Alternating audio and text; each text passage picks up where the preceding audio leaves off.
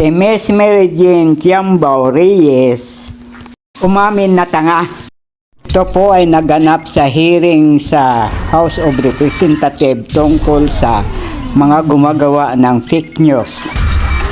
Insulted with your statement, being the chairman of the Human Rights and one is investigating, I am actually insulted with your statement.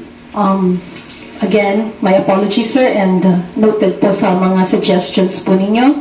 At gusto ko lang din pong sabihin na yung pong post has nothing to do with you. Hindi po kayo, it has nothing to do Hindi with sincero ang paghingi ng pasensya, ngingiti-ngiti Mo pa. nothing to do with me, pero yung tinawag mong criminal forces, kasama kami dun eh.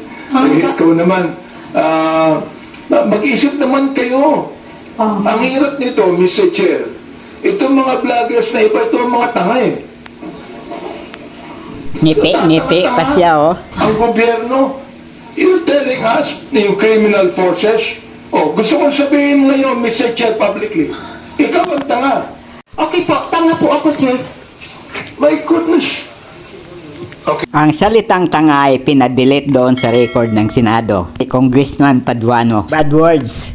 Please subscribe to my YouTube channel, Stories of Uncle Paeng. Comment, like, and share, and thank you for watching.